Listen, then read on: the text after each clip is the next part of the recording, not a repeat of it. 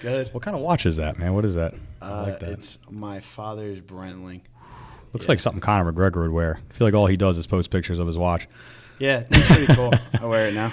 Dude, that's nice, Kind of man. like good look. Dude, so tell me a little bit about this COPA beverage, man. I'm not even sure what to ask first, but definitely love the packaging. This is awesome. Yeah. Flamingo with it almost looks like a surfboard behind the diamond a little bit. It's kind of what it reminds me of. Okay. Looks awesome, dude. I like that. Absolutely. Yeah, I love it. Where did the name come from? And then, like, I guess the branding, like the packaging, the symbol, all that. Like, how did that start? So COPA actually comes from, you ever hear the song for Copacabana by Yes, Barry Manilow? absolutely. It's a banger. Yeah, so that's exactly where that comes from. 'Cause it just Okay, sounds cool. Like great vibes. So we got great vibes in a can.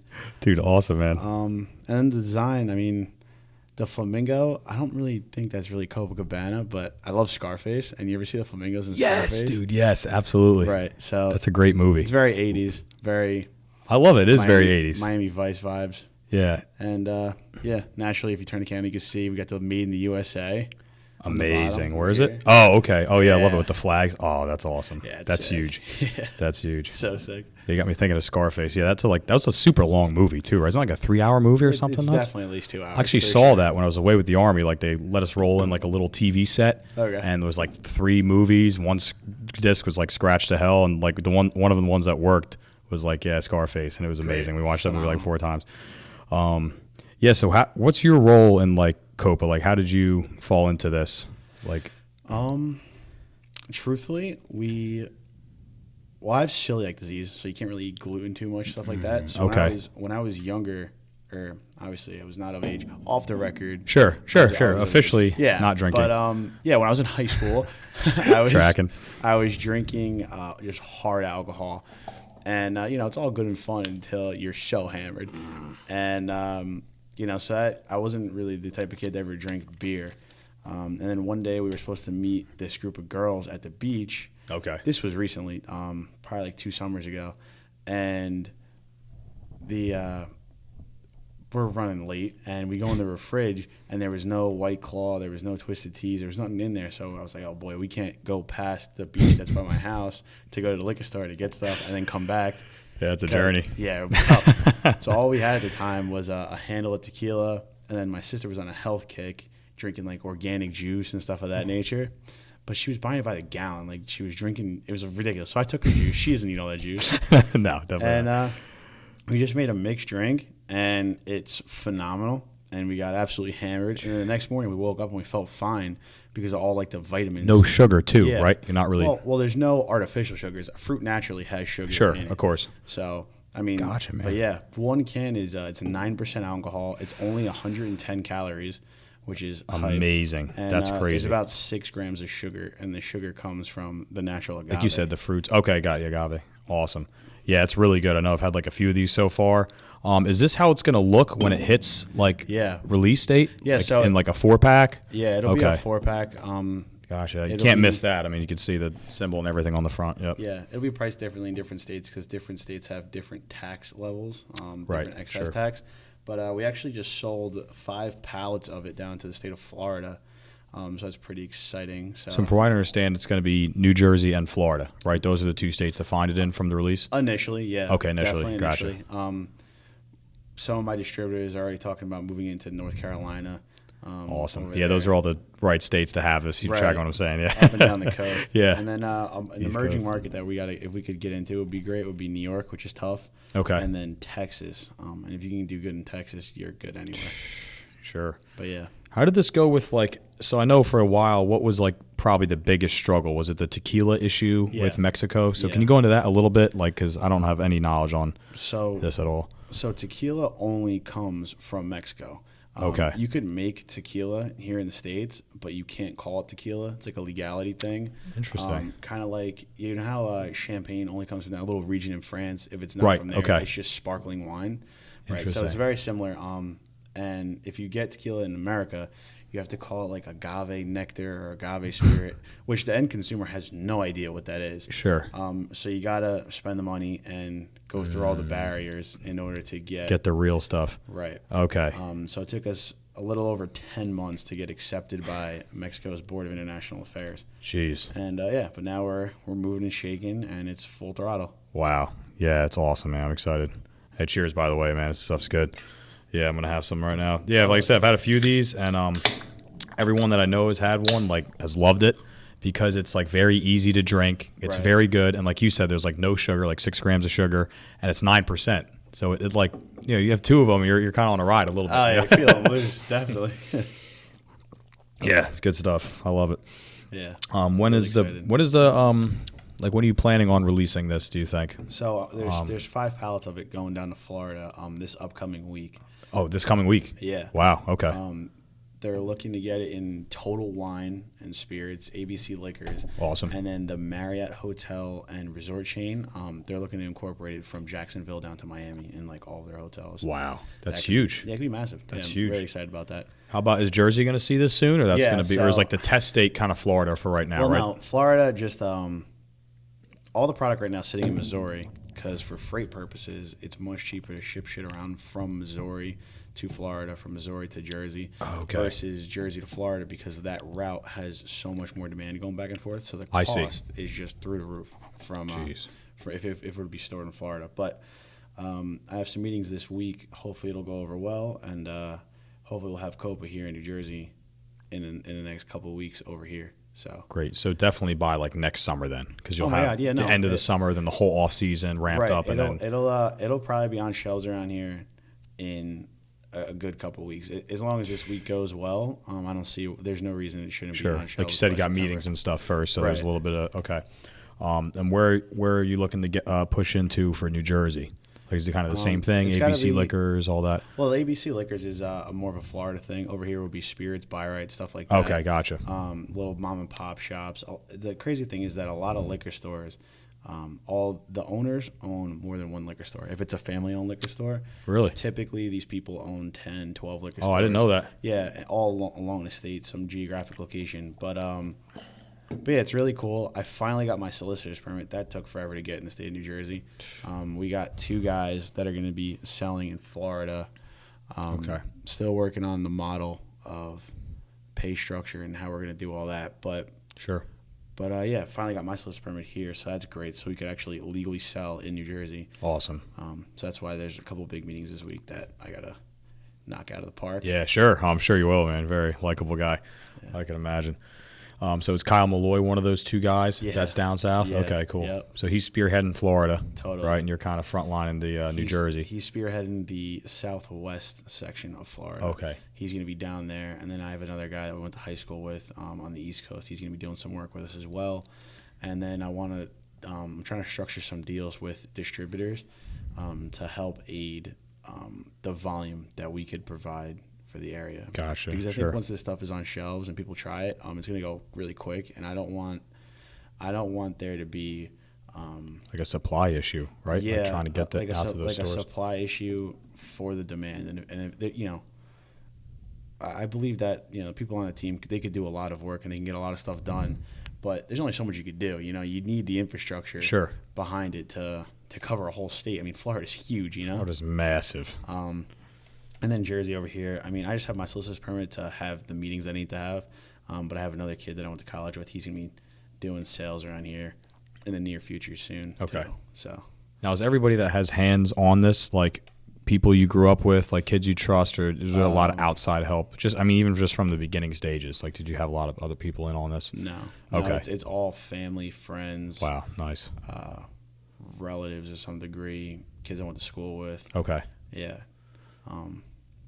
But yeah, no real outside people other than my master distiller, who at this point seems like family. Getting down there. I called them on a whim, truthfully, because I know that the laws here in New Jersey suck and terrible for like anything. Yeah, any sort of business, it's just the worst. So I knew I wanted to go down to Florida, and I made a couple phone calls to a different distillery, and the owner over there didn't seem too fond. Because I guess he gets a lot of calls about people trying to create something like this. Right.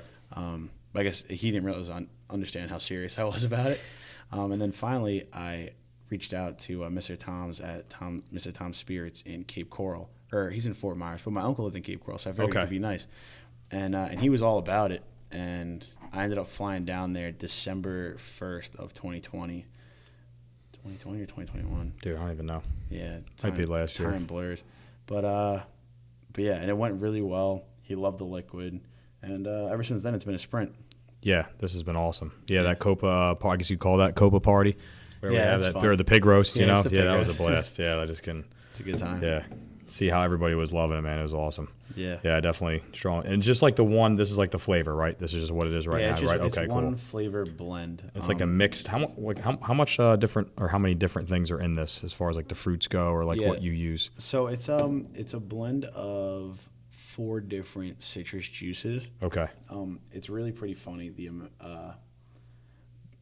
Just to ask people, like, they take a sip, what do you taste? You get a slew. It's everything. Yeah, people just, it's really. I don't know what I would like compare this to. It's It's so not like a margarita. It's more of a. It's really diverse. I'm trying to create. So instead of drinking like a high noon that's just like a single flavor, like a lime or whatever, you're drinking this. You could, you think about it for a second. Like, it's more of an experience on the palate than just getting hammered, and then you're really getting hammered too because it's 9%. Yeah, that's a good way to say it, man. Experience on the palate. That's not cliche at all. This is like I'm telling you, people who are listening, until you try this, you're not going to understand. But yeah, 9%. Just picture a 9% seltzer that tastes amazing. The alcohol is almost subtle for a 9% seltzer and something like this. Yeah, it is almost. It's hard to like detect. Yeah, like you could taste it's a hard seltzer, right? Just like anything else. But this is like double what some of the other seltzers are, right? Which is awesome. This is it actually wouldn't even be grouped in the same category as seltzer. Okay. This is more considered like an RTD, which stands for a ready-to-drink cocktail or a canned cocktail. That's more because the alcohol percentage is way too high. And oh, I see. Is that what really classified would be? And the carbonation. This is more of like a champagne. It's really not as bubbly. I don't know if you could tell. I could tell. Yeah, it's not so like sharp too. Like it's not like I don't know how else to explain that. Right. Yeah, very awesome. Yeah, so it's cool. It's exciting stuff, man. Doing a lot of big things. Yeah, a lot of work. Tell me about this Corvette you just bought, man. I haven't heard anything about it until you got it. No, when was that? Like it was a couple months ago? Yeah, I picked it up in February. And honestly, the only reason I did that was because when my dad passed in October, I had to pick up I picked up his car payment on his car. Okay. And it was like no big deal. And I was like, all right, cool. Like I got my dad's car, and I was thinking about, doing some work to it, like putting the exhaust on it and stuff. Full bolt-ons. Yeah, and it had some high mileage. It had like 70-something thousand miles. I didn't even realize this at the time, but I had a dream, and my dad came through my dream, and he was like, "Don't fuck with the car. You're asking for trouble. This isn't a really dream." no kidding. Yeah. Wow, that's wild. And then literally the day or two after, I was driving somewhere in North Jersey, and the check engine light came on, and I was like, "Yeah, I gotta get rid of this car." So, did some research, and I found the Corvette. It was out in Michigan. And when I bought it had 12,800 miles, and it's a 2007, so there's like super low miles. Wow, it's kind of like nothing. It's like a brand new car. Yeah, and I picked it up and got a really good price on it. Awesome. And got rid of my dad's car, so it's like even. And I was your dad's car? Is that what you picked up me and Malloy at the airport with? Like when we came back from I think it was John's bachelor party in North Carolina. Remember you came and scooped him and I at the airport? Probably. I can't think. It was a black. It was a 2014 Infiniti Q60. Thing's pretty cool. It was a lot of fun. Did it have some like really sick interior? It was like a tan interior or something? I can't remember what it was. Interior is black. Okay, maybe. Okay, I'm thinking of a different car. Yeah, something wild you can't pick us up in. But yeah, it's. What made you go Corvette? Something you always wanted? Yeah. Okay. Yeah, my dad. American made. Definitely. Everything I like to do is try to stay American. Yeah, and my friends make the joke that a lot of the stuff that I have is kind of like the stuff that my dad had, just at a grander scale. Like my dad has next level. Yeah, he had a Corvette, 1979 Corvette. We still actually have that car. I mean, it's cool and like it's fun. Sure. It's got a small block in it. It's fun, American. But I went out and I got a Z06 and a screamer. And and then like the boat. Like my dad had Formula 242 LS, and last summer I just bought a 357, so it's like 12 feet longer. And my gosh, got to do it up, yeah. Yeah, it's sick. I don't know. It's like a subconscious competition with the guy. It's fun. That boat life is like addicting, man. Let me tell you, really I love it. So like, I don't personally own a boat, but my dad has like a nice, I believe it's like a 26-footer trophy boat, which is nice. And he's got like a little 18-foot like freshwater fishing boat. Okay. I forget who makes that, but yeah, that trophy boat. We're on there like every weekend. As soon as he bought it, I went right away to the Marina and Brick and got my boating license, and I take that boat out all the time. Everybody loves it. Yeah. Like Nicole, that was like her first time on it like 2 weeks ago, and she had a blast. Like everybody loves it. Flocella, I just missed it because I was drilling with the Army, but that that's amazing. You were probably out there, right? Yeah, I was out there. I actually went on my neighbor's boat though because my boat wasn't ready yet. I had to get the port engine. Rebuilt. Okay. Yeah, Got you. that stunk. But it's a lot of fun. It's like 1,500 boats this year, 2,000 boats. It was retarded. We got there at like 9 a.m. and we legitimately couldn't leave until probably 5 because there was no way you'd be able to blocked sneak in? out. Really? Yeah, it was crazy. Wow. Was Do you go wild. close? Like, do you hop out of the boat and pull the anchor? Like, do you go that close, or you kind of? It depends. I don't ever like to put the boat on the sand. Yeah. It's just That's bad a good luck. rule of thumb to stay away from You that. stay away from that. And I check the tides too. Okay. You don't want to go there and get close and it's high tide. And then you're getting all hammered. Stuck. Yeah. And then by the end of the day, 6 hours later, now you're sitting on the sand. Yeah. Hope you got your pajamas with you. Yeah, that day's a anywhere. wash, man. Yeah. You know, the bay is like almost not even refreshing anymore because it's so warm. Yeah, it really it's is. like, my parents were out there last weekend on the boat. And, it's like blazing, like 90-degree day. Hop in the water. It's like warm bath water. Yeah. It's not even refreshing. Like, you know the deal. Got out of the boat, waded, walked across the island, out into the ocean just to cool off. Yeah, the ocean's probably nice still. Yeah, it is nice. Yeah, we were out there a lot today with the surfboards. There's only like 1 foot little like rollers out there, but it's always fun to just paddle out. Even if you just float out there and see nothing. Yeah. It's like, I don't know, man. It's just good to be in the water and the sun, 100%. I agree with you. But I agree. that salt water is amazing for you too. You know, just like think about gargling with salt water. You know, it sores in your mouth. It's good for your skin, everything. You know, just swimming in the ocean alone is like really good for your body. Yeah, they say it's a lot to do with the pH too. Yep, the absolutely. Ocean's alkaline, so it's good. It's great to be out there. But yeah, that boat lifestyle is amazing, and that would probably be a good opportunity for this too, right? Yeah, is all that totally. adds. I know some of like the early Instagram posts, like a lot of it revolved around, probably even still, right? Revolve around the boats and stuff when you take the photos, you know. Like that one I did last year, remember, in front of the flag. That one was hilarious, dude. That was electric. Yeah, that was a good one. But yeah, it's great stuff, man. Super proud of you. This is awesome. Like, I don't know anybody that's doing this. Like, this is awesome. Yeah. The people I do know would be like Dwayne Johnson. Yeah, and forget you. Like, I don't know anybody. You know, this is like pretty cool. Yeah, man. The United States. That's another big one. Of course, you know, for me, that's like, huge. Yeah, that's probably like my number one priority. Yeah, that's like, and you should definitely take pride in that because it's harder to do that, right? Stuff costs more here. It's harder to get cheaper labor here. You can't really get that. It's so expensive. It's an expensive product. And we can justify it because it's tequila. So tequila comes from Mexico. We actually are using the same tequila that you could find in like a Clase Azul tequila. I don't know if you know, but it's like I don't. a couple $100 bottle of tequila. Like it's obnoxiously expensive, but that's why it's so smooth and you don't really taste the 9%. Is because it's so quality and so refined, and they ship it up here, and it's a process. But then as soon as the tequila gets here, everything gets mixed in Florida, and then the mixture gets shipped up to Sikeston, Missouri, which is where it gets canned. Wow. The aluminum comes I'm looking, it says it right here, not to interrupt you. Yeah, blended by List Distillery LLC, Fort Myers, Florida. And then it goes and up then to Sikeston. bottled by Sugar Mill. Okay, yep. Sikeston. That's awesome. So the only thing about this that's out of, states is the tequila, Correct. which has to come from Mexico. Correct, yeah. Wow, amazing. The aluminum is made in, I think it's Austin, Texas. Okay. That's where we get the cans from. Awesome. All the artwork, it was designed in part by me, a couple of the guys. Oh, really? Okay. And then we have like a real, her name is Erica. Shout out to Erica. She's our graphic designer. She's brilliant with stuff like this. So. That's awesome. Yeah, I remember seeing this, I don't want to say years ago, it was maybe like 2 years ago. This is before this was really a thing. And I remember seeing this logo on Kyle's like desktop computer background and didn't ask him, just kind of noticed it at a party, and that was it. And then looking back, and then when you finally posted a picture of a can or something, I was like, clicked. So I know it had been in the works for probably a while, as of seeing that. You know. It's been in the works since the end of August, probably 2 summers ago.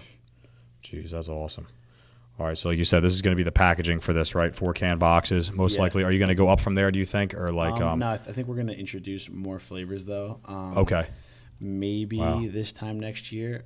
We'll see. I already got some ideas on different flavor blends. But awesome. We'll see. What would you call this here? Is there a name on this for a flavor, or no? It's just how it is. Tequila and citrus. Okay, gotcha. I think once we create more blends, then we can get creative with coming up with names. Sure. But yeah, and that's all done at this distillery here in Fort Myers. That's where all the mixing's done. Yeah. Okay, gotcha. So that's all there. So are those the same people you would go see to get that done? Like, hey, I got to pitch you guys new ideas on flavors. Like, well, it's really not even pitching. Really? No, it's in your control. Right. It's my. They're product. just gonna. Okay, gotcha. This is that what makes we're sense. looking to do. We'll probably make some mixes, and do some taste tests. Yeah, that's always fun. I was just gonna say it's probably a fun part of the business. It is. It's taste a lot testing. Of fun. The taste test, after a while, I mean, it's like a couple-day thing because, you're doing taste tests and you're drinking 9%, and you're like, is this too much, whatever, lime, for example, or whatever. And you tone it down, you tone this up, move this around. Before you know it, you've taken 10 drinks. Drinking a gallon of right, and you're hammered. Even though you're doing only a little taste test, it's crazy. That's wild. How many people are involved in a taste test? Like, how many opinions are you fielding with something like that? It depends. I get a couple different demographics of people. So I have like my sister and that like young girl age group. Sure. Then I got some of the guys. Then I got my mom involved. Nice. And then I got my Uncle Lou involved. My Uncle Lou's like an 85-year-old Italian man. And his opinions That's always awesome, they man. hold some weight. Yeah, so. sure. Yeah, been around the block. Yeah, for sure. Wow, that's so awesome. All good. That's good, man. Doing all the due diligence to see this thing through and make sure it's quality. Yeah. Field all sorts of opinions for the new flavors. Yeah, it's a lot of work. The biggest thing is that I've learned that I create timelines in my head of when stuff will be done, and then the industry is just like, that's just not how shit works around here. Right. Yeah, because like if it was up to me, I'm thinking speed, like let's get it moving. Sure. But then you run into Mexico and they gotta approve you for everything, and it's supposed to only take 4 to 6 months, but they take 10. Jeez. You know what I mean? So I'm calling up Mexico. I don't speak Spanish at all. Nothing. I'm trying to talk to these people, and they go, "Oh, sí, señor Copa, mañana." It was mañana with these guys. I'm not getting you for like 4 months. I was waiting for when I was getting approved. Like, sí, mañana. And I'm like, bro. It's been manana for a while. Yeah, we got to change something up. Every time. That's hilarious. It's crazy. Oh my gosh. That's awesome. Hey, so what keeps you like motivated through all this? I mean, like maybe I don't look for like a cliche question, but what's your drive here? What are you really looking to like accomplish with this? And because it's hard to keep pushing, right? Like you got to it's easy for me, right? Because I get up to work. This is what I'm saying, and I just go there, and it's there for me. My tools are there. My foreman's helping me get what I'm do what I'm trying to get done. Like you actually have to get up and choose to set an alarm clock early. Like you don't have to be at work at any set time. Right. There's not a set schedule placed in front of you by a boss. Right. Like you actually have to make it a point to not turn the TV on and pick up your phone and start working. Like how do you navigate all the distractions of like being in your house with some of your work or with your nice car now, all that? I mean, the car is cool on the weekends. I don't really even drive it that much, honestly, but I don't know. I mean, I was never the type of person to just sit around. Like I know you're not. You don't have a lazy personality to begin with. Right. So okay. when we're talking about getting up and doing stuff, to me it seems no different than you going sure. to do electric and stuff of that nature. It's gotcha. just like I just got to get up and I gotta make it happen, and whatever it is. I mean, my days are super. They're never planned. Like really? Yeah. It's like when I pictured you with like the iPhone calendar and all the stuff in it. No, really. No, I could never. We're I'm actually going to Greece on Thursday, and this has been in the plans for like 6 months, and I didn't even start packing yet. And my mom reminded me of it like last week, like Nico, like we are leaving. We're going to Greece. I had stuff on my calendar for this weekend coming up. Like I had to move stuff around, and I was like, oh my god, because I forgot. Because like what are we doing, Greece? But anyway, but yeah. So I had to go out to Missouri last minute. This was planned on. It wasn't even planned. It was Saturday morning. There was something going on. I had to go out to the plant, meet the owner of the facility over there. He's so cool. That's the guy I was telling you. He's a naval aviator. Yeah. Coolest guy in the world. Awesome. He runs a 120,000 square foot facility literally by himself, and he has like a little dog named Maggie, and apparently the dog is the head of security because she goes running around barking whatever she does. But yeah, that was on Saturday, and then I was in Missouri on Sunday night. So it's like, jeez, you just got to get up and go. Awesome. Yeah. I just know that's tough. Like, the same thing I tell Nicole. I just feel like it's a lot harder, something I'm not experienced with, because like work is at work for me, and I can come home and do my stuff, but just being surrounded by, you have the TV, you have your iPhone, you have other people in the house, like that can be tough to try to focus, like, and be tunnel vision. So that's awesome you could do that. Yeah, for sure. Yeah, you just got to lock in. Yeah, that definitely gets challenging. I know you have so much going on with this too, right? Like, cause how many different people do you have to deal with, like you said, between your, what is it called? The distillery, everything going on, right? Like how often are you dealing with all these different people? Like, are you just kind of focused on pushing product right now, or are you still dealing with like distillery? So right now, my mission is sales. That's the mission. Is that kind of like what your MO is? Like you're pushing sales, that's mostly your job? We need to get in stores ASAP. Sure, because everything else is ready, right? Right. So what is missing from this right now? Is it just the ingredient label right now? No, the ingredients are listed at the bottom vaguely. Oh, I see it. Okay. It's really I'm just sorry. more like allergy information and stuff like that. Gotcha. But it does have what's in it on here. Okay. Yeah, but the actual nutrition facts that you're talking about, Yes. we don't include that on the can. There's a big blank space that you would assume is there. Right. But it doesn't look aesthetic. It kind of ruins the whole vibe of the can and the appeal. That's not something you have to put on there by some sort of state. Okay. No, because it's alcohol. Didn't know that. Yeah, and legally you can't even promote it as healthy for you because it is alcohol. At the end of the day, it's not good for you. It doesn't matter what you put in here. You can't say this is healthy. And, sure. and you know, there's actually there's daily value allotments of like vitamins in here of like greater than 10% for like vitamin C because it's juice. Yeah, but you can't even talk about it because it's alcohol. I understand you can't put it on the can, but like you said, you can't even like put that in a post or anything. Yeah, really, it's not right. Okay. It's like you really can't talk about it. It's an alcoholic beverage. But in the future, we're thinking about including a QR code in that space, that white space. Okay. And that QR code will probably go like to like a link tree of all of our socials, and then like the website and the the nutrition facts, like literally anything you'd want to know. Maybe where we source the ingredients from, stuff like that. Sure. Because that's engaging, you know. Yeah, absolutely. Yeah. User friendly. Yeah, but right now we want to keep it very simple, very sleek, and very focused on the artwork. Because the more people can get some brand recognition behind the artwork, the more they'll understand of what they're getting themselves into. You know what I mean? I almost feel like that's like the one part of this whole can. It's almost like popping off the can a little bit. It's raised, yeah. Oh, really? Yeah, that's awesome. It is raised. Wow. And that's because it's digitally printed.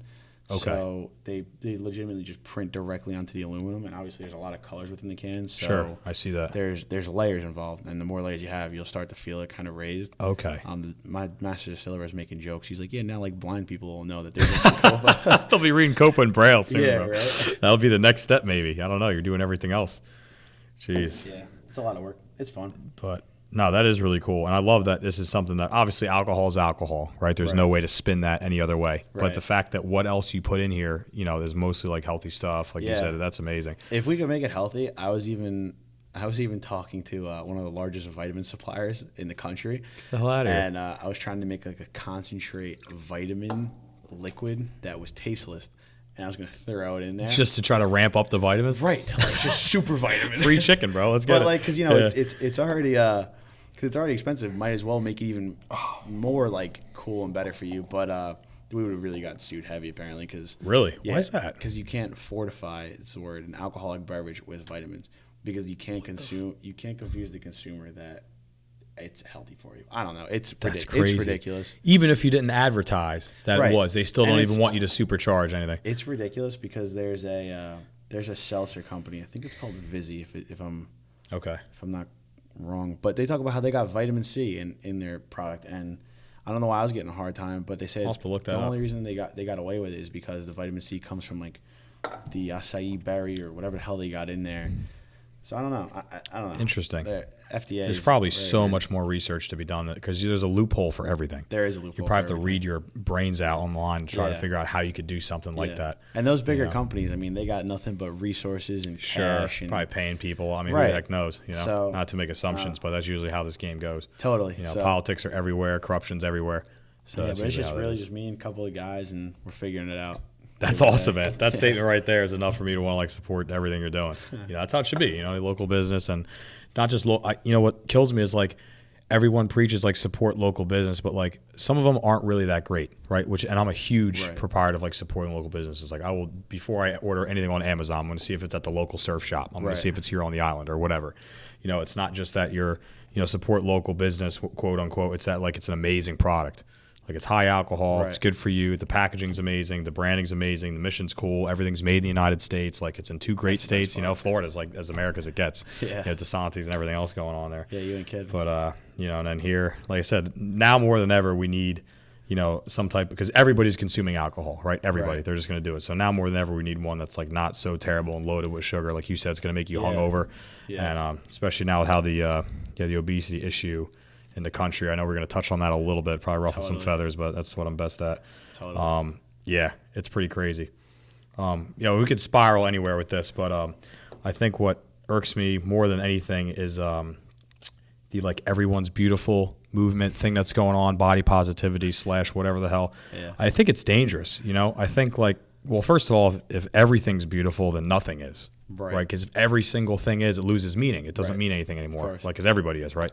And I think that's like dangerous too, in the fact that if you have a friend that's like severely obese, you know, and is at like high risk for, you know, heart disease, heart failure, any of the following. Yeah. To act like it's cool is a problem. Right. Just, oh no, don't worry, man, you're fine. You're beautiful. Everybody's beautiful. Like that stuff is like you're killing them. I agree. If you really loved your friend and you really cared about your friend, you wouldn't bully them, but you would help them get better. Right. Because you care about them. Right. You wouldn't just like know it's a huge problem and lie to them about it. That's, I think, terrible. I don't know. Yeah, it's true. We have a huge issue with that right now. Yeah, you see these people. You know, they even got like Victoria's Secret. Like they got people that are huge in the lingerie. It's disgusting. Massive. Yeah. So in New York City, I was there a little while ago. Yeah, it's all over the poster boards and Times Square, huge like digital slideshow. Oh, it's crazy. I seen something on. They're like frontlining the whole thing. I'm gonna have another one if you don't mind. Yeah, dude. Right all on. good. It's good stuff. Like I said, I'm not just preaching it. I seen on Twitter there was like I think it's called Heart Attack Grill or something along those lines. And they have a scale like you ever see like at a recycle center like those big scales you drive. Yes, those huge. Yeah, exactly. You pull up onto. Right. So they had one of those, and if you walk on it and weigh over 350 pounds, your meal is free. So like, what do you? Dude, what? Yeah. Where is this? I missed your. I wasn't I paying don't know if attention. it's in Texas, but I think it was called the Heart Attack Grill. Okay. And these fat fucking bastards are walking on this scale, and they're 370 pounds, and their meal is free, and they're like, yeah, it's like a celebration. It's That's sick. wild, dude. It's sick. That makes me want to throw up. Yeah, it's sick. Could never. We're encouraging it. It's not just a problem. We're encouraging the problem. Fully encouraging it. Then COVID wants to hit, and they, they're shutting down gyms, shutting down everything. Crazy. But yeah, make sure you stay home. But liquor stores are open. Yep. Yeah, right? got to keep everybody sane and docile and behave. Of course. You know, don't want any uprisings. Don't want any riots. I can't think of the book I was reading, but I read a book where they were talking about leaders in Egypt back in the day when they had these people working like crazy 20 hours pyramids, whipping them like that. Right. So one day, I don't know if it's a parable or what, but one day this guy was like, listen, why don't we just overthrow the fucking leader, because this is bullshit, like, we shouldn't be doing this work. And word got out to the king, and the king released wine of some type of liquor. I think it's wine back in the day. And it said the wine flowed from the pyramid tops or whatever all throughout the night. And the reason they did that is because if the people, after they're working these long friggin' busy days and they think about revolting, if they're just getting hammered, they don't care. They're content. And then they just wake up the next day and do what they got to do. So I think that was a big part of why the liquor stores were still essential business. I don't really understand how that's essential. Can't be. It's not food. Yeah, it's not water. But then the gym's closed. Right. How's that not essential? What's up with that? That was terrifying. Like obesity. Well, I shouldn't say obesity. Heart disease is the number one killer in the country, right? And it's not even close. Right. And obviously that's due to obesity, right? So you could kind of like, if you want to play with words, obesity is like the number one killer in the nation. You know, heart disease due to being overweight. Yeah. And it's terrible, and it's just crazy. Nobody cares. The CDC didn't say anything about that. No one cared because we don't want to offend anybody. Right. So let's not put anything out about being overweight, about eating right. Narrative. That's the problem. Yeah, exactly. Yep. The narrative is just wear the mask. That's all anybody ever cared about for 2 years was just, did you have a mask on your face? Nope. CDC didn't say jack crap about anything about, hey, make sure you're exercising, make sure you're eating right, try to go outside. You know, when I stopped over here to get fuel at the Quick Check over the bridge. Oh, okay. Yeah. And there was a really bad accident. I didn't see anybody, but it was a car and then a motorcycle. The motorcycle dude got messed up. Was all laid out. Yeah, there's a bunch of people looking at it, and hopefully that guy or girl, whoever it was, is all right. Sure. But I remember I had to do a little U-turn to get away from it. And there was some kid riding his bike with a mask on, and I'm thinking to myself, it's fucked up to think like this, but sure. The guy that was on the motorcycle, he's more mentally, sane than this guy on a bicycle with a mask on. He's all alone outside with a mask on. What the fuck's his problem? I would always tell my boys, the funniest thing is just like when I'm coming home from work on the Parkway and I glance over and the guy in the lane next to me is by himself in his own car wearing a mask. Sick. What is happening? Bro. Because they freaked everybody out, man. The media is insane. I had people around my parents' neighborhood before I bought this. They were over there walking their dogs by themselves in the neighborhood. Not a soul around wearing masks. Mask on, yeah. Like, what was it, like airborne everywhere? Like, that doesn't make any sense. It's crazy. Then, they push the big virus documentaries on Netflix. Everything's like, be scared, be afraid, stay home. Yeah. I think the saying of ignorance is bliss is really great because when COVID was happening, it was probably like March of 2020, and that's when I bought my first property up in South Orange, and I've been renting it out to my old college roommates, and they shut the whole country down. And I remember I bought this house and it was dilapidated. It was a foreclosure. I don't know if crackheads were living in there. I don't know what the problem was, but it was a shitbox. And we needed the water was turned off. The services were turned off to the house. We needed the water turned on because we had to like plaster the walls, and you obviously need water to like get shit done. Sure, yeah. And I called up the water company, and they're like, "Oh yeah, we're because of COVID, we're scheduling right now. Earliest is August of 2021." What does COVID have to do with that? I'm like, what, dude? I was like, I'm gonna have a mortgage payment pretty soon, and this is a crack house. I was like, what are we? And I got no water. Yeah. So they were having none of it, and I was freaking out about it. And then my dad, with his infinite wisdom, rest in peace, but he was like, call him up and tell him that by them not turning the water on, it's like stopping me from being able to sanitize my hands and sanitize my products. And, if I get sick, they're legally liable. And then I have the whole phone call recorded. This is all bullshit. Whoa. But this is what I told the woman, too. That's genius. Right? And this is after like 3 days of like them pushing back of like, yeah, we can't send anybody out because of COVID. I get to the house the next morning at probably like 8:15, and I had some guys working there, Hispanic guys. And he goes, "Senor, you just missed him." I go, "Who?" He goes, "The guy. He came here. He turned the water on." I was like, "No shit." Just like that. Yeah, overnight. Like they were like, "We're not fucking around." Yeah, I can't wash my hands. I'm going to die of COVID. Come over. No problem. Now they're here. Yeah, because now they were liable. But they didn't want to come see me for like 6 months. Ridiculous. Yeah. People just don't want to work either. Here's a great excuse. Okay, stimulus checks, unemployment, on top of an extra couple hundred a week, whatever it was, right? Yeah, I don't even know, but I remember it was sick. I remember there was a lot of money. There's still a lot of money in the economy, but that's obviously changing because the rates are going up. Thank God. Yeah. Yep. We'll see. There's going to be a lot going on in the economy in the next couple of years. Yeah. Right now, it's not too hot. 9.1 inflation. Gas. Well, I guess gas is now hopefully coming back down a little bit. It'll go back up. Yeah. With the way this is going with this administration. It's pretty crazy, too. It's just poor policy is what it comes down to. People forget when Obama was in office, gas was the same price. Yeah. It was like $4 or $5 a gallon. It was a lot. I remember. Yeah. That was when I was in high school, filling up a truck. Yeah. I was working at ShopRite, doing like 4-hour shifts after high school, a couple days a week, and I had a Dodge Ram 1500. And yet I was making like $100 a week, and filling my truck was like $80 a week. I remember it was nuts. That's how I was getting to school. Yeah, that's ShopRite. That's so brutal. Yeah, just poor policy. I'm all for clean energy and doing stuff like that. Sure, but you just when it works good. Right, it's got to work good, but you also there's ways to incentivize it. Like I know if there's a bunch of incentives. Like if you were to buy an electric car, you get like a tax credit of like $7,500, stuff like that. So those are good incentives.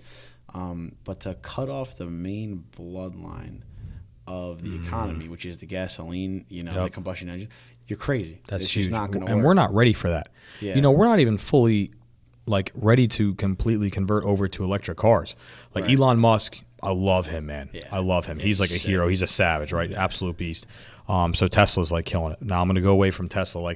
So the Ford F-150 came out, or their electric model, strictly electric Ford F-150. Yeah, the Lightning. Had I don't know if it might have been Lightning. It was like 100-mile range it came out, and that's as advertised. So maybe it really gets like 80, 90. I can't even get to work and back in that. Yeah, that's I can't. crazy. Like that 100-mile range. I got a 55-mile commute going up North Jersey, Newark, Elizabeth, Perth Amboy, Linden. Yeah. I can't even go to work and back on that charge. That's brutal. So we're not fully ready to just switch like that. Yeah, no we still shot. need gas cars. We still need gas. Don't cut it yet. Right. We're not ready to cut Right, it. exactly. There's not nearly the infrastructure charging stations. We're not either. ready, man. Yeah. You live so far from work. Why don't you live like in New Jersey? yeah, man, Any reason? I always say I'd rather live, 3 blocks from the beach with an hour commute than 3 blocks from work and an hour from the beach. That's how I put it. And especially the town specifically that I work in. I'm not hating on any of them, but when like the names I just rambled off, Linden, Perth Amboy, Elizabeth, Newark. They're very like industrial towns. Right. It's just nonstop, like truckers on the road. Right. A lot of these towns are run down. I think that, and also the taxes, in my opinion, in this state are heavily dependent just about where the city is. Yeah. So right now, I'm 3 blocks away from the world famous Jersey Shore in Seaside Heights. My taxes in this house are $4,300 for the year. Wow. That's it. That's And why? insane. Because it has nothing to do with any, like, obviously it's all about like the location, Right. but it's all around the city. Right. Up North Jersey, you could be in a rundown like crack house, like you were referring to that place, and it's like $15,000. Yeah, my taxes up there are $12,000 a year. Nuts, absolutely Maybe I nuts. think more. So it's all about the city. So for me, that's kind of what it is. And yeah, like I graduated high school in 2013. So coming soon, this is going to be like 10 years of being in the trade and doing this commute. And I learned that like I could handle it. Like my old man for 40 years, was in the union doing the same thing. Lived in Toms River, still lives in Toms River. Right. Did it all the way till he retired. It's, commuting is not for everybody. Some people just breaks down, falling asleep at the wheel, not great drivers, getting in accidents, unlucky, whatever it is. Road rage, not good at sitting in traffic. I just found out I could deal with it. In the summertime, it's really only bad, like 3 months a year. And it's funny, starting on Wednesday, every day you get closer to Friday, it gets worse and worse. So like, for example, Wednesday, it takes me like an hour and 15. Thursday, it takes me an hour and a half, roughly. And on Fridays, it's taking me about just under 2 hours to get back, because everybody's coming down the shore, and I'm stuck in that going southbound. That's sick. But I love it here, Yeah. And like, like I tell everybody, I was telling Nicole the same thing. Like, even going to work every day in 100 degrees, working construction, all that is, included, it still feels like my whole summer's a vacation living over here. Yeah. Because I'm walking to the beach, surfing, walking home, hitting the outdoor shower, walking to the bars. It's just nice. A lot of friends over here. It's a lot of fun. It's the whole beach vibe is like a very fun lifestyle. I agree. I think that's another reason too, man. What is it? Endless taste, endless summer, right? Yeah. If I remember, it's great, dude. Love it. Endless summer. That's huge. Because I live here year round. And so do you. You're from you're born and raised over here. It's great. Summer's the best months. Going forward, I think probably gonna end up moving up there, but even still, that's only gonna be for a portion. Right. So going forward, her and I might get like buy a house together up North Jersey, and then just like stay down here a third of the year. In the summertime. So we still get that feel. But I don't want to sell the property. I like it here a lot. And it's hard to ever get a new one. Yeah. You see how this is. Houses are 3 feet apart, and it's all taken already. Right. That's a good point. That's tough, But they're building up a lot of stuff here. There's a lot of money coming in. My gosh, dude. They're saying they're trying to push this to be like, the next Asbury Park. How that wasn't too great, and it got built up like crazy. Same thing, got a new museum. My neighbor here, Debbie, she just like spearheaded the release of that Ocean Club. I don't know if you saw that. It's down the south end of Seaside Heights. Yeah, by the sawmill. Yeah, exactly. They got their own bar. You can it's not a room. It's like a bathroom and a storage. Like they're not. I thought they were like hotel rooms. They're not. It's kind of like a daytime thing. But infinity pool, and then they got private beach. Too, right? Yeah, I think there is ways to get like a day in there or something. But yeah, private beach, everything. So they're putting a lot of stuff here. So it's nice, And every time they do something, it's like, all right, property value's up again. That's great. So I don't want to get out. I want to stay here. But it's not bad. Jersey's like, we're really blessed to live here. Totally. How could you be like 10 minutes from the beach and then be like an hour from Philly, an hour from Atlantic City, an hour from New York City? It's like, it's amazing. Yeah, that's hard to say. An hour from the most influential city in the world. In the country, man. Yeah. In the world. Yeah, in the world, really. Yeah, that's true. And people like complain about like, I got to get out of here. I heard that so much graduating high school. Like, I got to go to Cali. I got to go to Florida. Yeah, I'm like, hurry up. See, the grass is, hurry up, get out of here. The grass is always greener. You don't know what you have here, man. Right. There's people like North Korea right now. The entire country is just enslaved, man. I watched this podcast, Joe Rogan. I forget who the name of the woman that was on there, but she escaped North Korea, and she talks about like, it's insane. Like the hospitals there are overrun with rats. The kids are out there waiting to be, and they never get helped, and they just end up dropping dead. The rats are like eating their eye. Like that's all of North Korea, like right now, and they don't know anything. They have no education. They're not allowed to see anything on TV. They were just taught to like hate America, and that's all they know. Brainwashed. Like there's places right now. Like I know we talk about like previous injustices and slavery and how bad that is, and it's just like something to think about alongside that is like it's still happening right now. There's like nations that are enslaved, like don't know anything, controlled. People don't realize how good they got it here. Here we are, man. Here we are at the Jersey Shore. I saw people the other day. I saw people like shirts on from Japan. We're here. Came to Japan to see the Jersey Shore. You know what I mean? Saying like we just grow here. We don't know. We don't know anything else, and we're so blessed. So I'd have a hard time just completely. Like I said, a couple months from the year living up in North Jersey and then coming here for the summer. That's fine, but like to just completely like burn the bridge, I don't think I could do that. Yeah. I like being here. It's fun, man. You know how it is. You've been all you're always here at the parties and stuff. 100%. It's a good time, man. It's a great time. But so I just deal with the commute, but the commuting is not for everybody. Yeah, not everybody could just spend 2 hours of their day on a road. That's annoying. Yeah, I'm definitely one of those people that could not do it. Yeah, it's just that's tough. Yeah, but all the work's in North Jersey. That's like because there's like 3 different types of work. When you talk about any trade, right? It could be you could be a pipe fitter, a carpenter, an electrician, a boiler maker, whatever.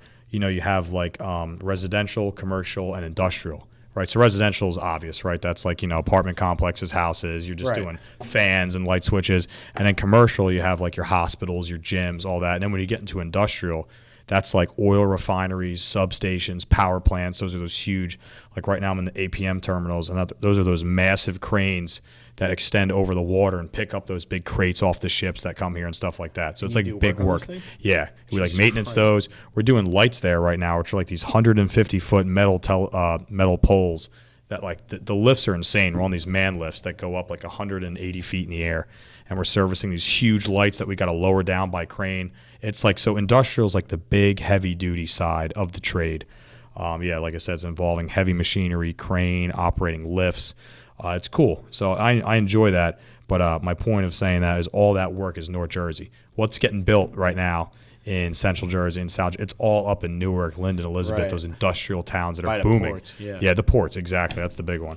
And the Bayway Oil Refinery, that's huge. That place is massive. They have their own fire department, their own security force. Like, that job site's ridiculous. So that's where all the work is. So, it's just, I don't want to live in like industrial North Jersey. But there is a compromise to be made. We're talking about like Morristown, right? Like a place more, which is only like 25, 30 minutes from work. You have a nice like young nightlife, a lot of bars there. It's a nice area to live in.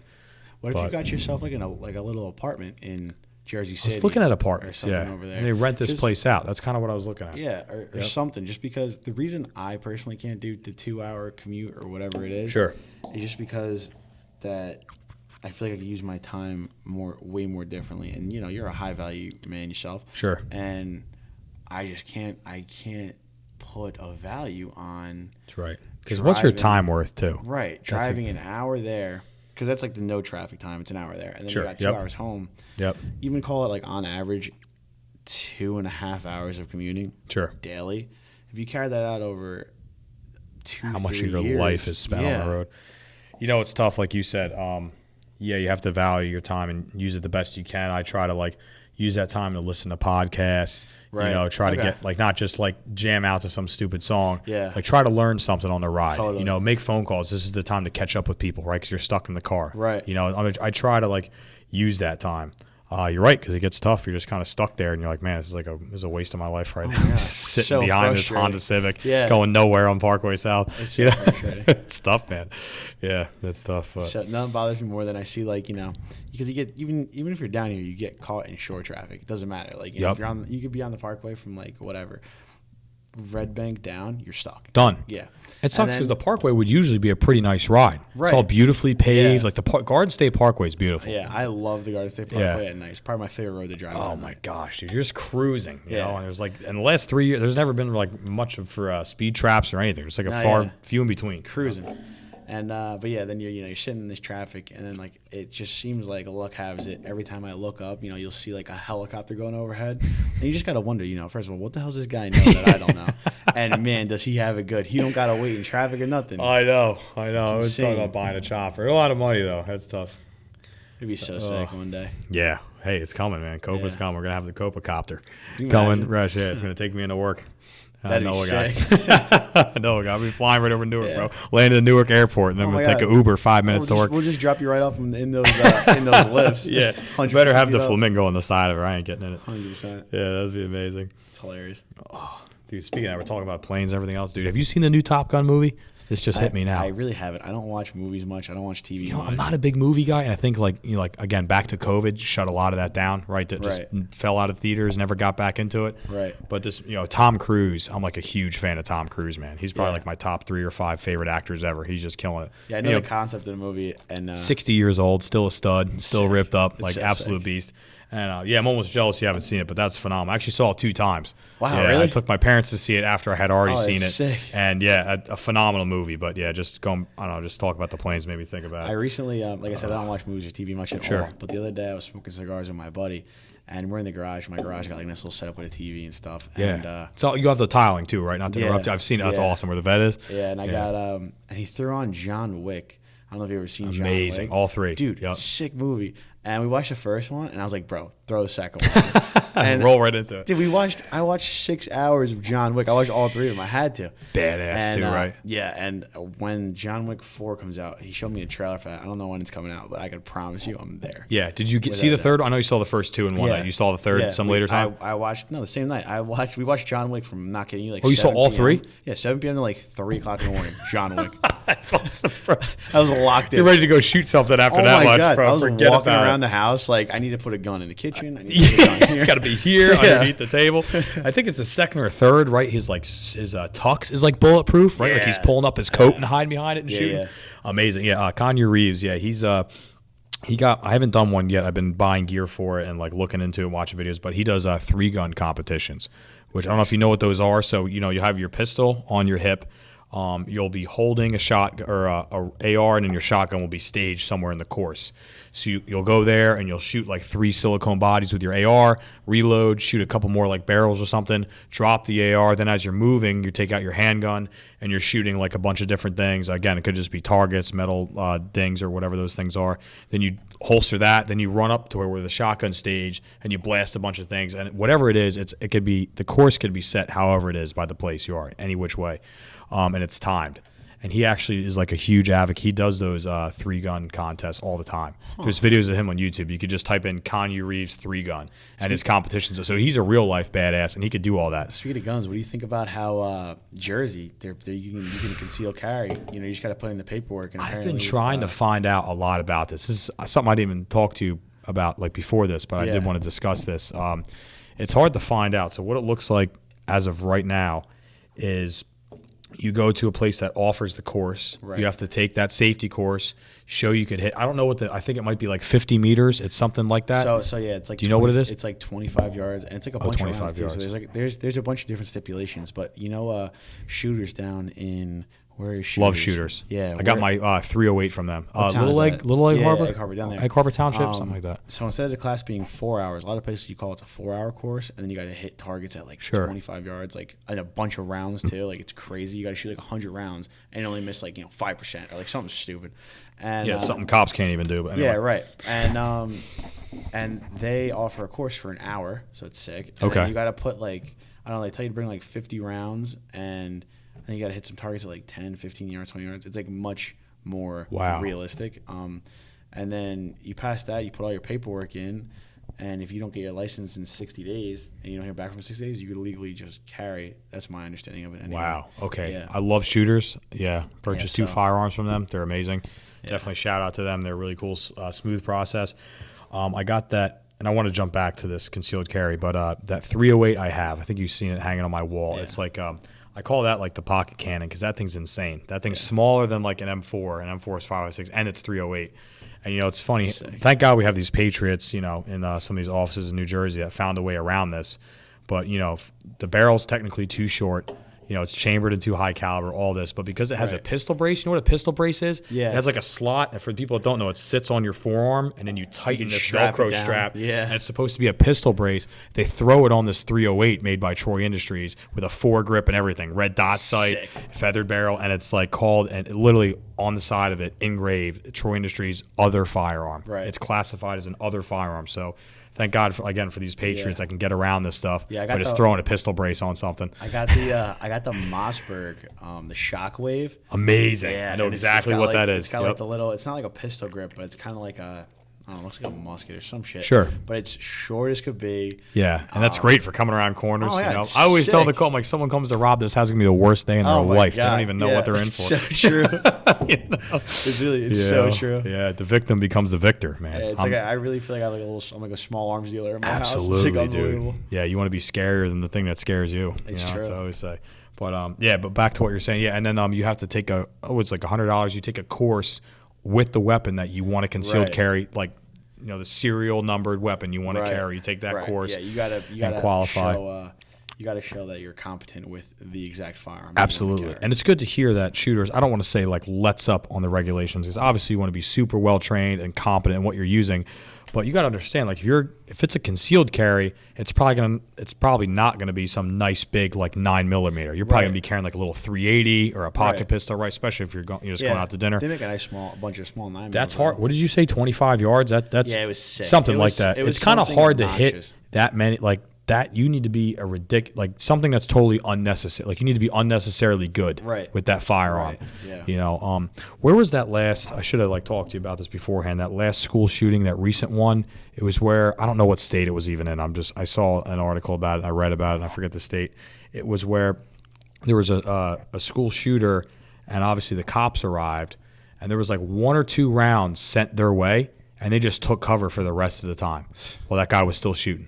And then eventually he got killed by some, citizen that had a firearm. I always say, like, the only thing that stops a bad guy with a gun is a good guy with a gun. Yeah. Cops are going to take too long, as much as I love them. Yeah. They're going to take too long.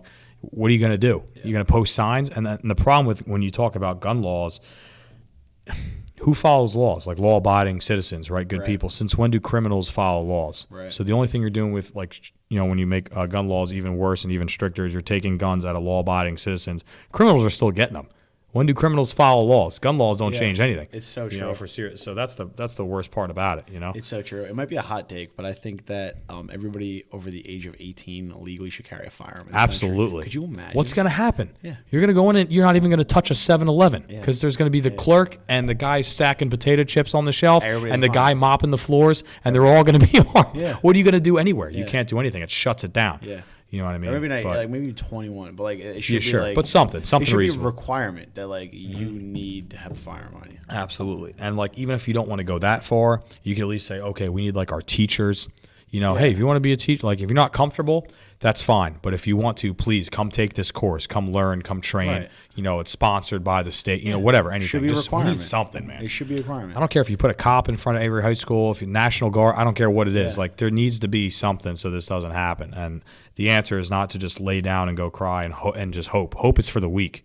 Oh, I hope I never get killed. No. Let's train and understand how to go about this. You know? And I'm on the little bit of a crazier side. Nicole and I will be out to dinner. I'm like, all right, so a guy walks in here and he starts shooting other place. Where's our extrication point? I'm looking around, man. I'm aware. And I'm nuts. But if it happens one day, guess what? Her and I aren't dying. Yeah, you're prepared. We're out. That's that's what it comes down to. The sick thing is that I'm trying to think. It's like my mom's friend. She has a kid that's in school. I don't know, grade school maybe. Okay. But they're recommending you could buy. They're pushing these backpacks, $700 backpacks that have Kevlar lining in it, so they could use backpacks as a shield in case of a school shooting. Get the hell out of here! And it's what are we training our kids? I seen something. Oh my God! I was just in Vegas. That's where it was. I was just in Vegas, and we were staying on the Strip. And we were supposed to go out to eat, but then word got out that there was a shooting on the Strip. Are you serious? Yeah. You were just there too, right? Yeah, Weren't you just in Vegas? We were there, and we were looking out the window, and sure enough, there was cops everywhere. You saw people running, and naturally, you check Twitter, see what's going on, and everybody's talking about shooting, this and that. They're going from, somebody was going from casino to casino, right? It was more than one place. And it just so happened that it was happening during the this was actually going on. There was a live shooter. Right. This was going on, and this was all. I didn't even hear about this. Right. So listen. So it was all the speculation, and this was all Twitter talking. Real people saying, "Yeah, I heard shots fired, bang, whatever." They're running. A bunch of people running. Now, could it be a bunch of sheep people that are just one person see one person running, and you start running type of thing? Sure. But one thing led to the next. You're watching the news now. And it came out that it wasn't actually a shooter. Turns out somebody threw a rock through a window. So it was glass shattering that made these people run. But then you got to ask yourself, is that really accurate? Because maybe it's me, but I've never once mistaken glass shattering for rounds getting fired off into a crowd. You know what I mean? The sounds are drastically different. And not even close.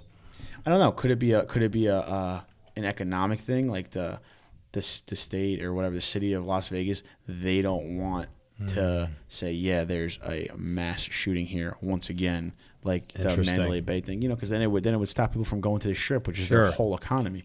So maybe it was just somebody throwing rocks into the. There's a chance of it, but I doubt it, because I can't imagine you see groups of people running And, people on Twitter, I mean, but then, I don't know, it's tough because then there's always people that are like, oh, yeah, no, I saw it. What was me? There was a guy shooting this. Yeah, let me take credit for it. It's just, yeah, but then there was also videos of security or police of some sort, like literally arresting some guy, like throwing this guy on the ground, handcuffing him. Wow. I don't know. It was a little out of context. But, I mean, who's getting thrown to the ground unless he's a shooter or doing something? Sure, it's not just because he threw a rock. Yeah, I don't know. It's kind of weird, but we were there for that, and it was definitely... you definitely sensed the tension in the air at Vegas. It felt kind of sketchy. Yeah. But yeah, if everybody was carrying, it wouldn't be a problem. I think that really levels the playing field. Yeah. I agree. You could take like anybody, like, my girlfriend, your sister, my sister, anybody. Yeah. Right. And some like crazy hypothetical example, you're walking to some like sketchy back alley in like Manhattan and three guys come out. Like, you're good.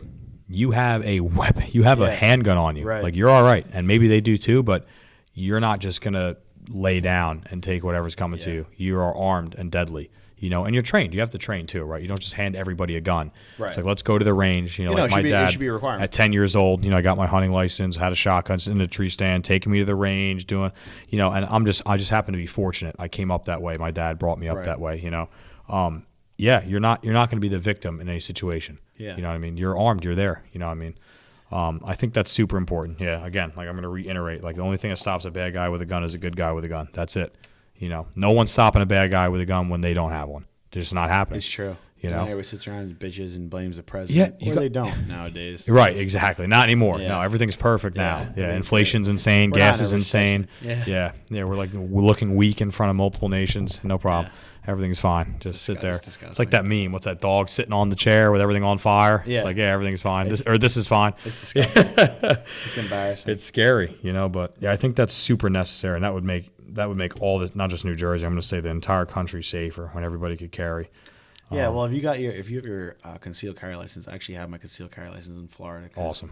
I have residence in Florida, but if you can carry in Florida with their license, you can carry in, I think it's like 40 something odd states, but New Jersey is just like you can't. Nope, no fly. So I know Virginia's a good one. My good buddy Noah Clino, he's actually moving to Virginia like end of the year, and you can get something called a Virginia non-residential concealed carry. Okay. So not even living there, you could go through Virginia, and it applies to like 30, 40 states or something like that. It's sick. Getting that, you know what I mean? But just, again, not Jersey, no fly zone. It feels great. It feels great to carry because you just have just like a level of confidence that absolutely you're fine. Absolutely, you're good. And when I was in Florida, I was living in Florida for like 4 months over the winter, trying to get COPA moving, and I was carrying every day, and when I got home, I legitimately felt like vulnerable walking around without my firearm. You got used to it. Yeah. Right. My pants fit a little bigger. Everything. It was like it's a little weird. Little trick thinking you lost some weight, but you just lost your firearm. Oh man, it's funny. No, yeah, we need it in the worst way. But even if we do get it, I feel like they're going to kind of go with how New York is going. And it's going to be, okay, yeah, sure, concealed carry. It can't come in schools. It can't come in restaurants. It can't come within 100 feet of residence. Wait, it can't come within 100 feet of it's New York City. Right. Everywhere you walk's within 100 feet of residence. Every little apartment. So, sure, concealed carry, but no, basically, right? Yeah. Because of all the secondary stuff they throw in there, administrative. Did you know that Applebee's, how Applebee's is laid out so that the tables and chairs are on the perimeter of the building, and then if you walk down steps or whatever, then you're in like a bar section? Yes, absolutely. They're all like that. That's designed specifically for, states where you can carry. Are you kidding me? Yeah, because legally you can't carry in a bar, right? But you can carry in a restaurant. Whoa, so I had no idea. If you go into Applebee's and just stay on the outskirts of that perimeter, on the outside of that little fence or whatever they got, the little barrier. I know what you're talking about. You can carry. The moment, though, that you walk into the bar, now you're illegally carrying a firearm in a bar. Get the hell out of here. So, yeah. I had no idea. That's why the bathroom, you can get from the outside thing. Sure, It's designed for that purpose. Yeah, I know the one right here at Ocean County Mall. Yeah. That one, I've been there when I was in high school. Yeah, so I guess that's the spot when you're in high school, Applebee's, for some reason. Half apps. Half apps, amazing. $9, wings, killer. But I had no idea it was laid out that way. That's actually really interesting. Yeah. Hey, good on them, I guess. Totally. Kind of catering to the patriots of this country. Yeah. I don't think they really talk about it, but that's like a subconscious way I think of the reason they do it. Yeah, I'm sure. Well, you can't talk about anything on that side. Yeah, God forbid. Shut down instantly. Yeah, if you don't play into everything else. Yeah, it's crazy. You know, we're talking about me where I'm living. Where do you think you're actually going to end up with COPA going? You know, say it expands. You're like kind of almost like a national provider. Like, where do you like? If everything wasn't a consideration, you were just looking around. Where would you see yourself ending up? You know, if everything else wasn't in play, COPA, money, financial. Like, where would you see yourself living if you could just pick a place? I would probably live in the state of Florida. Okay. A little over 6 months out of the year. Gotcha. Strictly for tax purposes. There's no state income tax in Florida. Amazing. Yep. Yeah, and at the highest level, that's 10% here in New Jersey. Huge. So, you know, that definitely adds up. And the more money you make, it's progressive. So you're getting taxed at the ass over here. So I would definitely live in Florida for all the winter months. It's so beautiful down there. It's just like summer all the time. Gorgeous, yeah. But then, yeah, I definitely would need something down at the Jersey Shore. Yeah. But, yeah, like, I don't know. The stuff that I do, I'm always on the move, so. You get to see a lot of places anyway, right? Because I know you travel a lot through because either it's business with COPA or otherwise, right? You've always kind of been on the move a little bit. Yeah, traveling's fun. It's good. We're going to Greece for 3 weeks, leaving Thursday. And this week coming up Thursday? Yeah, oh, awesome, man. Problem is I lost my passport. So, yeah. So what's your play for that? So, just gonna see how it rolls at the airport. So naturally, you know, I got to play. But yeah. So I wanted to inquire about getting a new passport. Passport takes 8 to 12 weeks, something ridiculous. Yeah, well, you have to finesse them maybe with a couple cases of these. Maybe. Yeah, right. So to expedite it, you can get it done in I think it's like 3 to 7 weeks or something along those lines. Okay. But I'm leaving Thursday, and this is Friday. The problem is because I literally, my passport I had in a backpack because when I was in Florida, I listened to this real estate guy. He's like a guru. I look up to him, whatever. Sure. He always has a backpack on him, and in his backpack he has a spare American Express, like $10,000 in cash, his passport because he's got to go somewhere, and then he's got a firearm on her. So this guy lives in Florida. He's got a firearm. Wow. So when I was in Florida, I'm trying to be like him. I got a firearm on me. Yeah, I got my passport. I don't have 10 grand in cash. I had like $1,000, and I had a spare Amex, and that would just be in my backpack. But yeah, I got home and I was so confident. So I wasn't even looking for it. But I went to go pack on Friday and I was like, oof, my passport is not in the passport spot. Yikes. So there's 26 agencies in the country that you can get like a same day passport through the government. And 4 of the 26 had availability in the next 4 weeks for the same day appointment. And those 4 were Minneapolis, Minnesota, Puerto Rico, Los Angeles, or Hawaii. And so I actually got to cancel the appointment. I have an appointment still for Thursday at 9 a.m. August 4th. Same day I'm supposed to leave to go to Greece. I have an appointment in Minnesota to go get my passport done. Right, which is absurd because 9 a.m. over there is 10 a.m. over here. So in theory, if all goes well, I would have flown there Wednesday night, been at the whatever agency 9 a.m. for my appointment, get my passport, get on a plane, fly to JFK, and then just switch gates and then go to Greece. You could see how that's ridiculous. Yeah, that's nuts. So the newest play on that is found this Asian man who, it's literally ridiculous, but I love where this is going already. Found this Asian man who swears to me that he can get me a passport by Thursday in the mail. And he ran my credit card for like $2,000, and and that's just like his fee. This is nuts, excluding all of the other passport legal shit.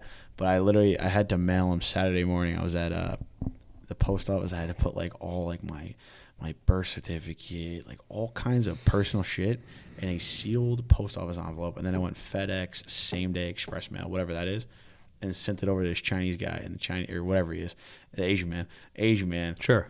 Is going to do something. Asian invasion. Yeah, the Asian invasion he's going to infiltrate the deal, find a supplier, get me a passport, and send it back to me, all by Thursday.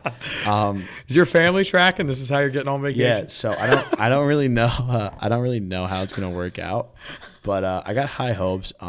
At the best case, I get a passport on Thursday. At the worst case, there's going to be bank accounts getting open like Shanghai with my name on it because my whole identity is going to be stolen. Oh yeah, that's going to be wild. Yeah. So if this works out, now I got a connection. If I got to if I feel spry and want to go to Russia and start taking some guys outside of the military, you need a passport in a hurry. This Asian guy, really sounds like he knows what he's doing. It's insane. Wow. Yeah, I was thinking about going AWOL and crippling Russia a little bit. That might be the play if you can get me some type of fake passport. You want to hear a funny story? So like I said, the guy out in Missouri. I'm not really gonna mention names around. No, I don't need names. Keep it personal. But yeah, he's an ex-naval aviator. Literally the coolest guy I've ever met in my life. He's so cool. And he was telling times about in the military, and he's probably like in his 40s or 50s, and he was talking about when doing one of these. That's a little audio for him. Nice. That's yeah, beautiful. MSR. What do they call that?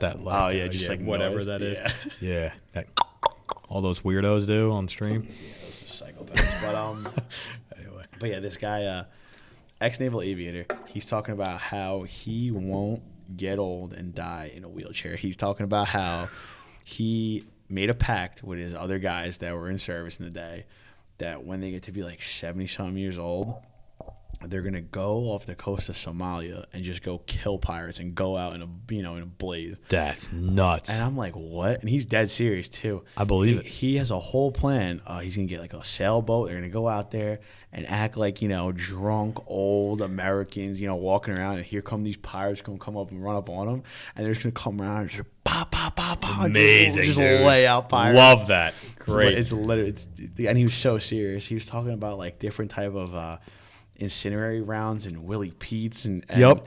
It's so like outside of the scope of the stuff that I know about, but it is so sick. And he was talking about like a Willie Pete round has it's like white phosphorus in it. Yes. And white phosphorus Extremely dangerous. It goes into your body, breaks up into little pieces, and then the pieces are on fire. And I was like how's it create fire? And he's like it creates fire, and the white phosphorus creates its own oxygen.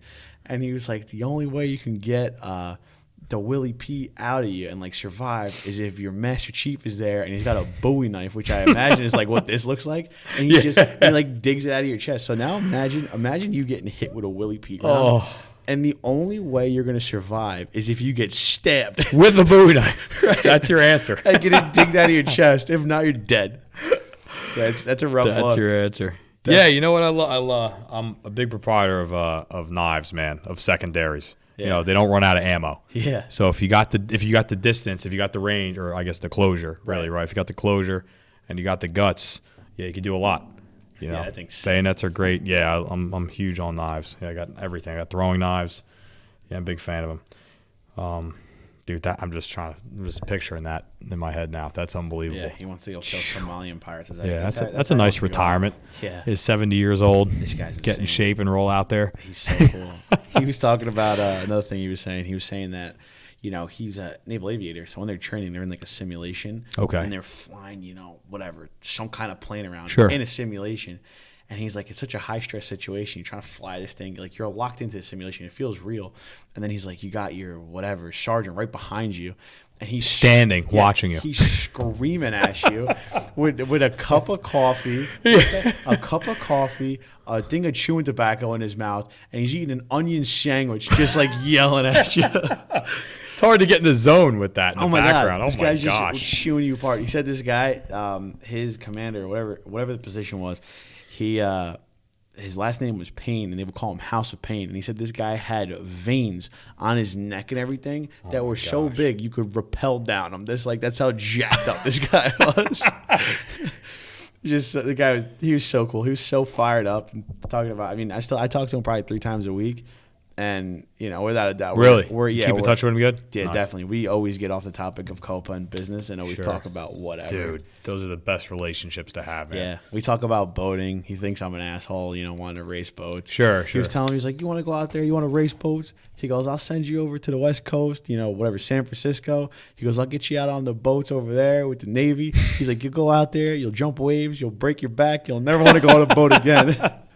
That'll be it after that. Yeah. The guy, he's so cool. I'm really very fortunate and That's awesome, blessed bro. to have him as a part of the team. Hey, man, iron sharpens iron, man. Yeah. You are who you hang out with. They say your parents raised you till 10 years old, and then it's your peers from there. Who are you hanging out with? Who do you surround? Who's your circle? Yeah. That's huge. Yeah, Yeah. He's a really cool Sounds guy. like a solid asset, too. Yeah, totally. And then Mr. Thomas down in Florida. I mean, he's like the key initial piece to everything. Okay, cool. He's from Austria. Really heavy accent. I was just Sounds going to that was the first thing I was going to ask. just like an Arnold Schwarzenegger type of thing. Awesome. At first it was really hard to understand him on the phone, but now it's like I get it. And You talked to him enough. yeah, but he's great. his family actually, his wife, their family is part of the Jägermeister dynasty. So like Jägermeister, like their families created Jägermeister. It's so sick. Whoa, really? Yeah, and they're very well connected out there. And he's really cool too. I'm very thankful for him. And but yeah, I don't know. It'd be really cool. COPA, could be overseas too pretty soon. I was talking to a liquor store owner. His last name was Patel, so he's Indian. And Sure.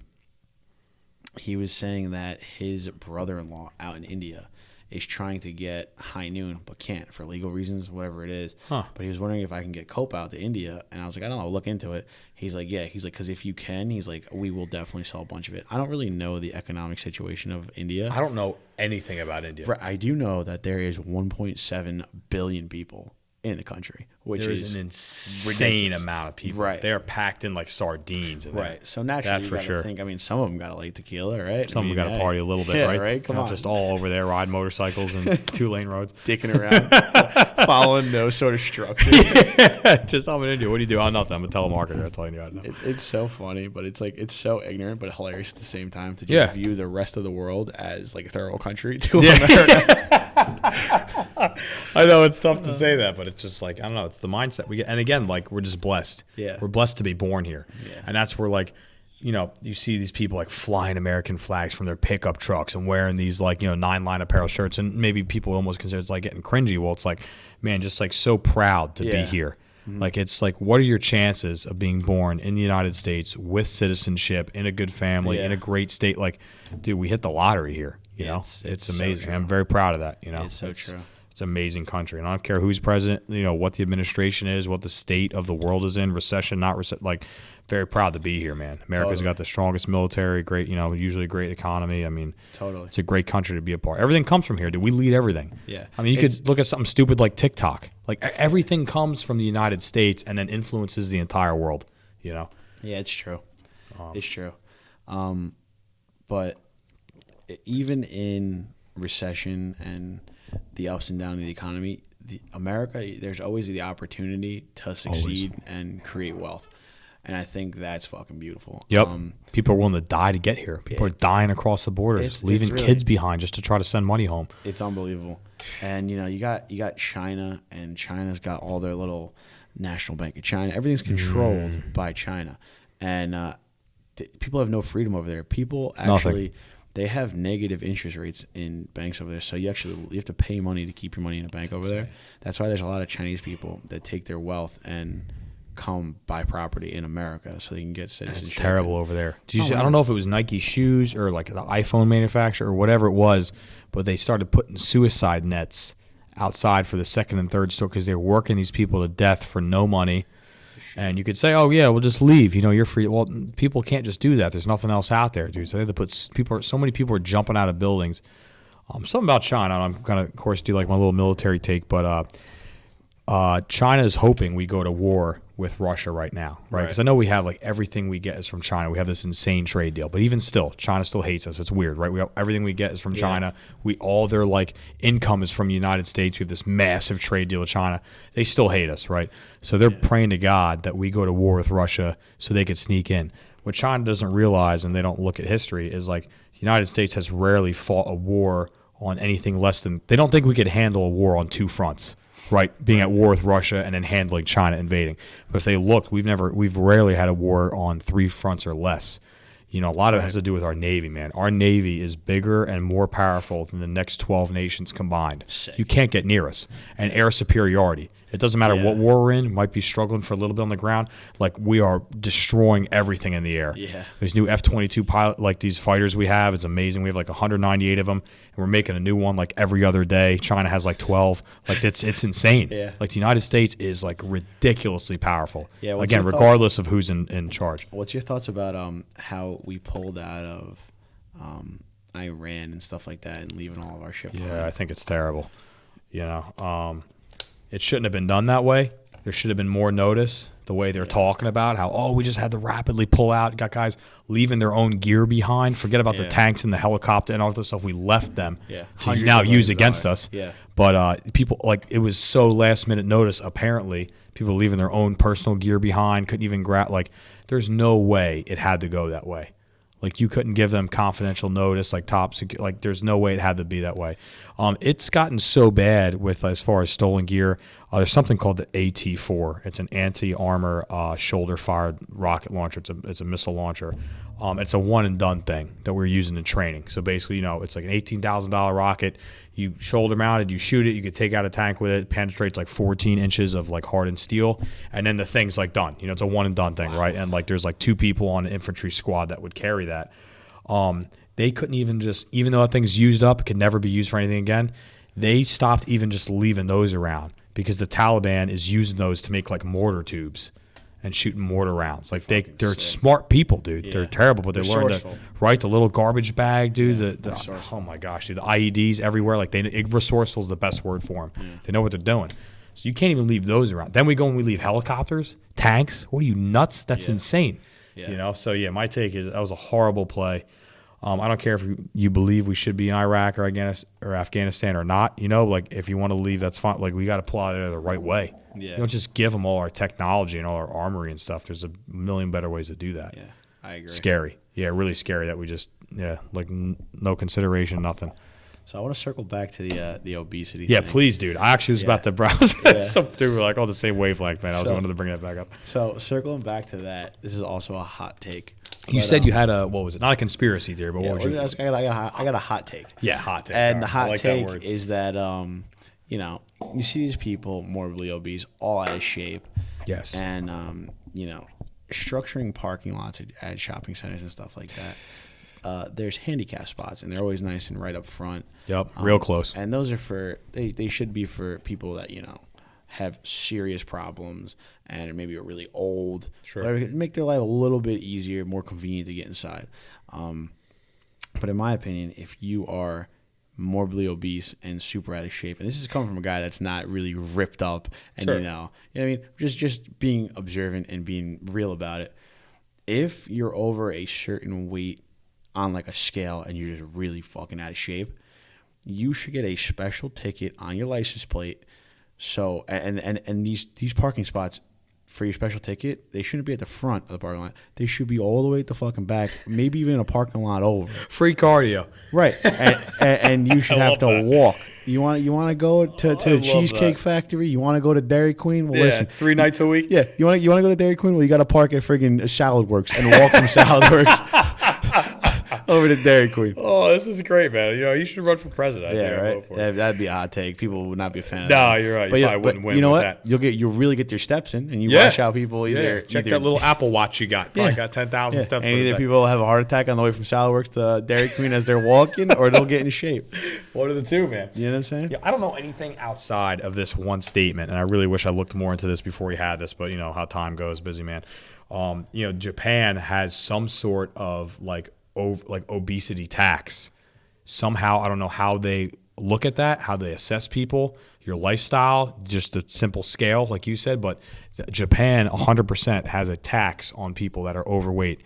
And, when you think about it, they are a huge burden to the healthcare system. Huge. In the doctor's offices all the time. It's just like they're a burden to society. They consume a lot more. Yeah. They're susceptible to a lot more diseases, right? I think it was 79%. This is off the CDC website, 100% factual. It was 79% of people that were hospitalized due to COVID. So people that had COVID that got bad enough, they had to go to a hospital. 79% of those people were diagnosed as being obese or overweight. Right. 79%. Right. So where's that the is real problem? Mind-blowing disgusting. that there was nothing put out for that. Nothing. CDC didn't say a word. Didn't care if people went outside, exercised, eat the right food, drank enough water. Nothing was said. Right. But 80% of the people that go to the hospital because of COVID are obese. I think you should totally use the opportunity right now to touch on how you were eating in boot camp. I think I think that's vitally important, and it's vitally different than it's drastically different than what the diet of the average American is. I think that's a great point. I'm glad you brought that up. What was super surprising to me is because you see everybody come out of like, I don't care if it's Coast Guard to the Navy SEALs to just Army to Special Force. Everybody comes out like pretty lean, right? Not everybody's shredded, not everybody's jacked up, but everybody loses a lot of weight, right? And to me, it was like, oh yeah, they're probably like really testing you, they're like starving you. Dude, we ate 3 full great meals a day. and probably consumed more calories than I would here at home. But you know what it was, dude? It was all great whole foods. Nothing out of cans, nothing out of wrappers. It was all just like every meal. Like, so for breakfast, it was just like eggs, oatmeal, fruit. You know, your meat was like turkey patties. You know, it was all very, you know, juices, no added sugar, Gatorade, like zero sugar. Everything was like water. You know, and you ate as like much as you could. There was you'd like, you know, sidestep, all military style, you know, Right. keeping your mouth shut the hell up for sure. And you'd get what you wanted to get. But you could get as much food as you want. And then there's a bar there, right? And from the bar is all different types of fruits, nuts you could scoop, add stuff to your eggs. And you could eat basically as much as you could all 3 meals. I'm not kidding you, but it was just all great whole foods. And then you were just nonstop moving every day from like 4 in the morning to 10 o'clock at night. Like everywhere you went, if you had to go ask a question, if you had to go take a leak, like you were sprinting there and back. There was no walking. You're not walking, you know. But to get back on track to diet, I think that was the biggest thing. I probably ate more there than I would here, but it was all just whole, healthy foods. Right. You know, and I think right there is the biggest difference. People are like, whether it's body dysmorphia or like rapidly trying to lose weight, they just shut off and stop eating. You know, that's not the answer. That's not the way to go. That's not the answer, you know. And I think for me, getting away from like the military question, but I would do, instead of like 3 big meals a day, I would do like 4 or even 5 smaller meals a day. So every time you consume food, your metabolism spikes up a little bit and kicks, you know, to start using Right. that and burning it off. So if you eat 3 meals a day,